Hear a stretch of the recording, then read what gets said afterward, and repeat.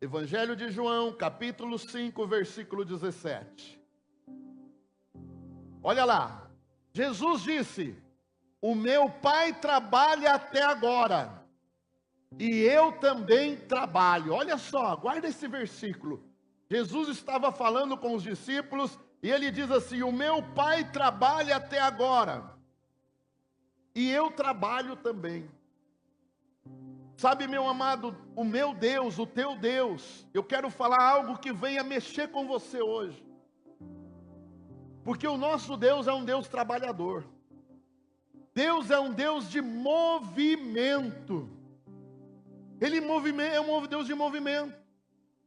Deus é um Deus que trabalha. E Ele espera justamente que os seus filhos entendam isso. Deus é Deus de trabalho. Olha só o que diz em Isaías, capítulo 64, versículo 4. Guarda esse versículo e, se você puder, marca ele. Isaías 64, 4. Desde os tempos antigos, ninguém ouviu, nenhum ouvido percebeu, e olho nenhum viu outro Deus além de ti. Olha só, que trabalha para aqueles que nele esperam. Deus trabalha para aqueles que nele esperam. Ele trabalha em quê? Deus tem uma obra para realizar. E Ele trabalha para quem, irmãos? Diga para esse que está do seu lado: meu Deus trabalha para aqueles que esperam nele. Quem espera em Deus aqui? Quem espera em Deus para que Ele realize uma obra na tua casa? Quem espera em Deus para que Ele realize uma obra na tua família? Quem espera em Deus todos os dias para que Ele realize a sua obra? Diga comigo: eu espero. Então eu tenho uma notícia boa para você: Deus trabalha para você, aleluia. Ele trabalha para aqueles que nele esperam. Ele trabalha para salvar o perdido. Ele trabalha 24 horas, 7 dias por semana, 365 dias por ano. O trabalho de Deus é abençoar a igreja. Só a igreja, só quem é igreja de Jesus vai levantar a mão e vai dar um glória a Deus. Só quem é a igreja de Jesus vai levantar a mão e dar glória a Deus. Deus trabalha, João Pedro, por você. Deus trabalha, Fabinho, por você. Deus trabalha pela igreja dele. O trabalho de Deus é abençoar o seu povo. Aleluia. Eu vou provar para você. Quando Deus cria, lá no livro de Gênesis, o homem, ou cria todas as coisas, depois cria o homem. Uma das coisas que Deus faz, meu irmão, é para que o homem, ele não pensa, tem gente que fala assim: a gente hoje trabalha, o culpado é Adão. Não é, não. O culpado não é Adão. Já desde o primeiro dia, Deus deu trabalho para o homem. Eu vou perguntar: Deus não podia, Oscar, falar assim: Adão, aquele de lá vai ser um elefante? Não podia colocar ele mesmo? Hein, irmão João? Aquele de lá vai ser um burro, aquele lá vai ser uma girafa. Mas Deus colocou no homem. Deus colocou, irmão Nelson, no homem. Falou para o homem: homem, eu estou dando um jardim para você. E não só, aí entra a profissão do Senhor. Deus disse para o homem: lavre a terra. Ou seja, cuide da terra. Olha só, Adriana. Deus disse para o homem assim: cuida da terra, lavra ela. Desde o jardim do Éden.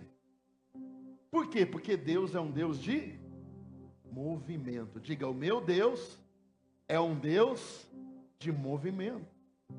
Deus não queria ver os seus filhos, Adão e Eva, preguiçosos.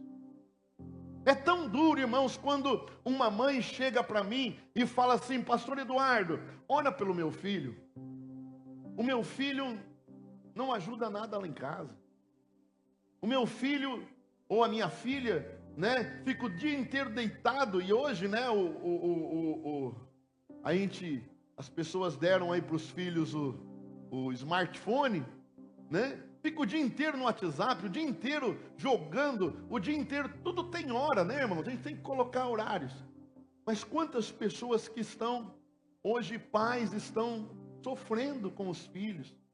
Muitas vezes não arruma uma cama, né? Muitas vezes não ajuda nada em casa. Eu não falo para talvez fazer algum serviço, porque a criança tem que estudar. Mas ela precisa também ser orientada. Posso ouvir um amém, irmãos? Qual pai que gosta de ver o filho preguiçoso? Hã? Qual pai que gosta de ver o filho não fazendo nada? Nenhum pai gosta. Deus não é diferente. Deus, irmão Nelson, ele vai e fala para os nossos primeiros pais, Adão e Eva: trabalha. Trabalha. Eu quero que vocês trabalhem. Olha só, deixa eu só, saiu aqui, acabou a minha bateria, vou botar no outro. Eu quero que vocês trabalhem.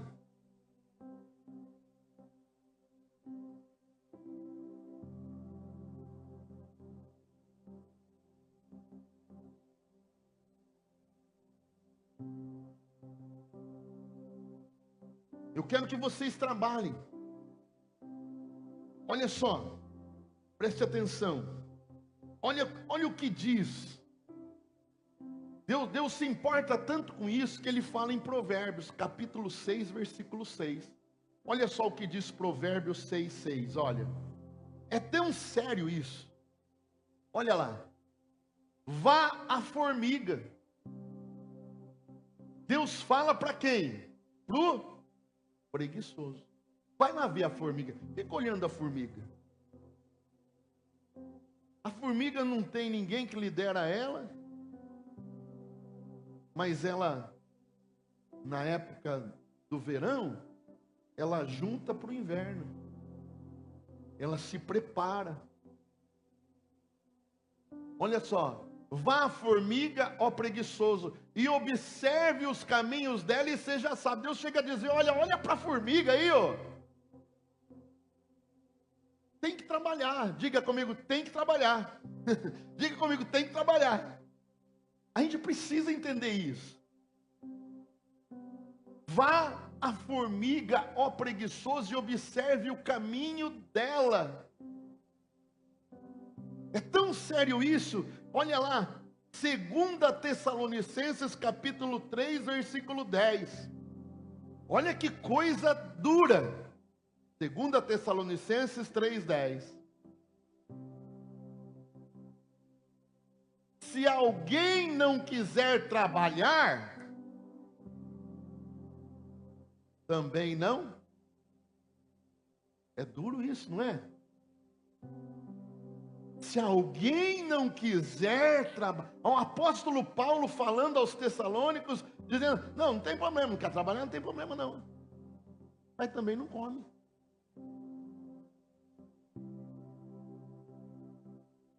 Sabe, irmãos, é muito sério, porque o nosso Deus, ele fala de trabalho.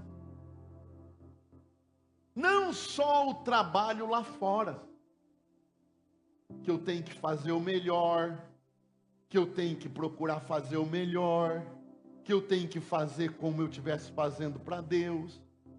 Lá, João Pedro, na área que você trabalha, você se preparou, você estudou, mas você tem que fazer o melhor. O melhor. Eu me lembro que um dia o Juninho foi para uma firma lá em São Paulo. Ele ainda estava ainda vendo aonde ia trabalhar. E ele foi lá numa firma lá em São Paulo. Lá naquela firma, já fazia mais de meses que as pessoas não conseguiam resolver um problema. Ele foi lá, em algumas horas ele resolveu. E as pessoas já falaram, não, você vai ficar com a gente. Mas ele já tinha, umas outras coisas. Mas por quê? Porque ele aprendeu na igreja, ele aprendeu não só na escola, que ele sabia as áreas que ele deveria agir, mas ele aprendeu que ele tem que fazer o melhor. E o melhor levantou aonde as pessoas começaram a querer até que ele trabalhasse lá. Preste atenção. Agora eu quero trazer para você, para aqui, para essa igreja. Porque a gente faz muito bem o melhor lá fora. Por quê? Porque nós queremos dinheiro. Não é errado dinheiro. Não é errado você ter o melhor. Não é errado, irmãos, você conquistar o melhor. Não é. O amor ao dinheiro é que traz problema. Por que que algumas pessoas, irmãos, muitas vezes, quando começam a ter dinheiro, eles acabam se esquecendo até de Deus? E aí Deus fala, vocês não podem servir a dois senhores. Porque há pessoas que servem ao dinheiro e querem servir a Deus, e não dá certo. Porque um deles você vai dar mais lugar. Ou servimos a Deus, ou servimos a Deus. Deus não proíbe ninguém de ter dinheiro, irmãos. Deus não proíbe. Ele só diz que o dinheiro vai te trazer mais preocupação. Mas cuidado. Mas preste atenção. A Bíblia nos ensina sobre este momento aqui. Sobre a casa de Deus. Eu vou perguntar aqui. Quem é servo de Deus, diga amém. Vou perguntar de novo. Quem é servo de Deus, diga amém. Então a minha pergunta para você hoje é: aonde você está servindo na igreja? No que você está servindo na igreja? Sabe, irmãos, Deus, Ele quer te despertar neste dia, para que você trabalhe na obra dEle. Deus quer, a gente muitas vezes fala que, eu sou servo de Deus. Mas como servo, quantas vezes eu estou lá na sexta-feira, na minha casa. Hoje eu acho que não sei se vai ter célula em algum lugar. Por causa vai ter à noite um show gospel, né? É isso mesmo? É? Um show gospel. Então vá no show gospel, participa. Se não tiver a célula. Mas se tiver a célula, se você puder ir. Mas quantas vezes a gente não vai? Poderia ir, fica lá assistindo televisão, ainda quando a gente fica só mudando canal, né? Muitas vezes tem um culto de quinta-feira, a gente poderia estar na igreja, servindo a Deus aqui, indo atrás de alguém, trazendo para a casa de Deus. Quantas vezes nós poderíamos estar tocando? Quantas pessoas aqui têm o dom? Tocam, cantam. Quantos aqui, poderiam estar nos ajudando? Mas muitas vezes a gente só quer ser membro. Mas Deus está dizendo para você hoje, que você é servo, você tem que servir. Abre a sua Bíblia, eu encerro aqui. Lucas capítulo 10, versículo 1. Presta atenção nessa passagem. Que oração, Adilson? 10, já? Puxa aí, vamos lá. Depois disso o Senhor designou outros 72. Deus chamou 72 pessoas. Jesus, E os enviou de 2 em 2 adiante dele. E a todas as cidades e lugares para onde ele estava prestes a ir. Então Jesus pegou 72 pessoas, de 2 em 2, e falou assim: olha, vão na minha frente. Vai. E lhes disse: a colheita é grande, mas os trabalhadores são poucos. Os trabalhadores são poucos. Sabe, irmãos, esta cidade que nós estamos, a cidade de Cândido Mota é uma cidade muito abençoada. Posso ouvir um amém? Esta cidade é uma cidade próspera. Pode-se ouvir um amém? Esta cidade é uma cidade, né, aonde há paz, né, é uma cidade calma. Posso ouvir um amém? Mas é uma cidade que precisa de Jesus. Esta cidade precisa de Jesus. Não vai vir um anjo do céu para anunciar para esta cidade. Não vai vir uma legião de anjos e parar lá na praça e falar alguma coisa. Não, não vai vir. Diga para esse que está do seu lado: meu Deus precisa de um servo. Olha, peçam portanto ao Senhor da colheita que envie trabalhadores para a sua colheita. Irmãos, pastor, o que eu ganho com isso? O que eu vou ganhar? Porque é isso que a gente quer saber. Irmãos, quantos anos, a Bíblia fala que nós podemos chegar até 80 anos.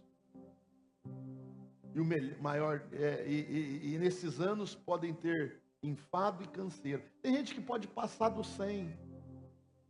Eu vi aí esses dias eles fazendo uma festinha para uma senhora de 93 anos.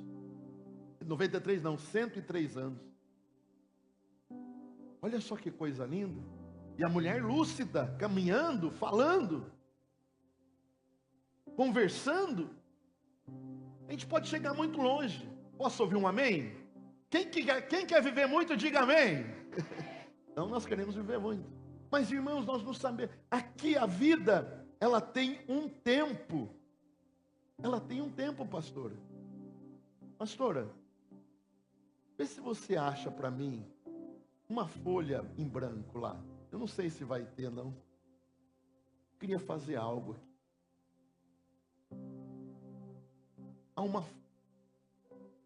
Há um tempo. Todos nós temos um tempo nessa vida. Nessa vida a gente vai trabalhar, vai conquistar. Pessoas vão ter a sua família. Pessoas vão ter seus filhos. Pessoas vão ter o seu nome, vão deixar o seu nome aqui. Mas nós temos um limite. Diga comigo assim: todos nós, diga bem forte, todos nós temos um limite. Nessa terra nós podemos ter, sim, o melhor, comermos o melhor. Nós podemos. Pode ser alguma folha que tiver, pode ser folha que tiver usada mesmo, não tem problema não. Pode ser. Achou já? Obrigado, irmão. Presta atenção, ó.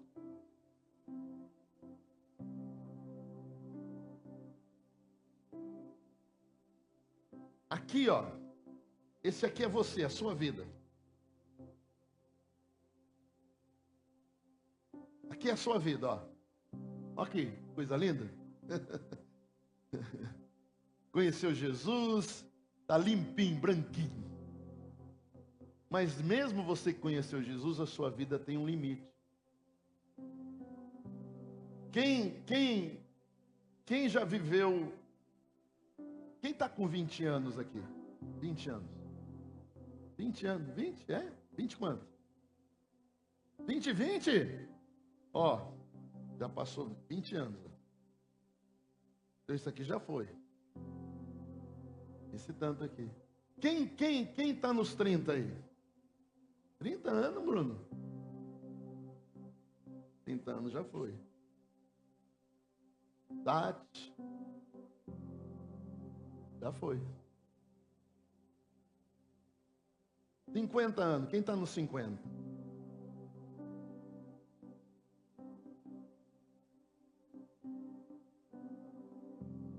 anos. 60.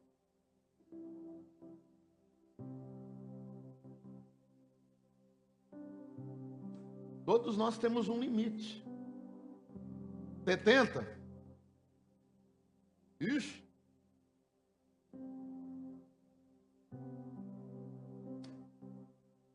Você notou que vai diminuindo, irmãos? Talvez tem gente que vai viver isso aqui só agora.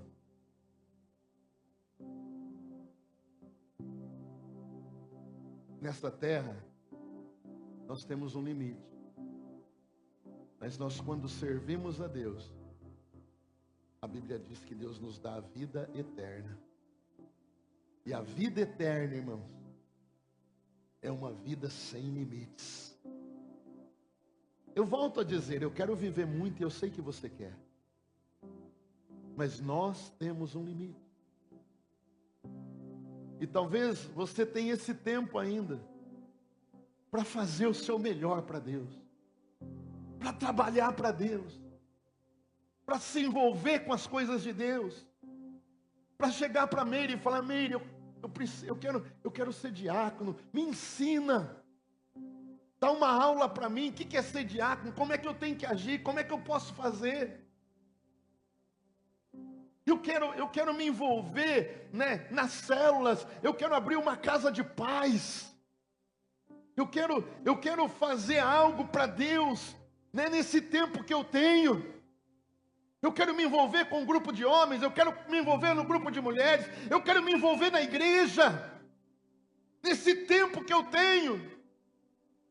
Porque a Bíblia diz, irmãos, que quando nós nos envolvemos, ainda nesse tempo, a promessa de Deus é que Deus daria 100 vezes mais para você. Os discípulos falaram: volta lá, por favor. Volta lá. Lembra aí? Lucas 10. Volta lá, já vou terminar. Depois os discípulos dizem: não, vai, continua. Vai. Peçam, portanto, ao Senhor a colheita e enviem trabalhadores para a sua colheita. Levanta a sua mão e diga assim: Senhor, envia trabalhadores. Vai. Vão e eu os envio como cordeiros no meio de lobos. É claro que vai ter problemas. Vamos lá.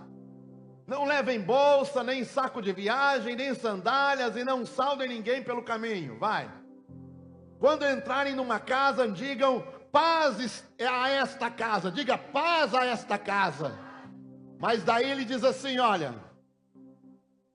se houver ali um homem da paz, a paz de vocês repousará sobre ele. Caso contrário, ela voltará para vocês. Vai. Fiquem naquela casa, comam, bebam o que derem para vocês, pois o trabalhador é digno do seu salário. Não fiquem mudando de casa em casa. Vai. Quando entrarem numa cidade e forem bem recebidos, comam o que for posto diante de vocês. Vai. Curem os doentes que ali houver, digam-lhes: o reino de Deus está próximo de vocês. Vai. Contudo, quando entrarem numa cidade, não forem bem recebidos, saiam por suas ruas e digam: até a poeira da sua cidade, que se apegou aos seus pés, sacudem ela contra vocês. Fiquem certos disso, que o reino de Deus está próximo. Eu lhes digo que naquele dia haverá mais tolerância para Sodoma do que para aquela cidade. Vai. Ai de vocês, Corazim, vai, pode mudar. Vai. Até aqui só, pode apagar. Os discípulos perguntaram para Jesus: o que a gente vai ganhar? E Jesus disse assim: vocês vão ganhar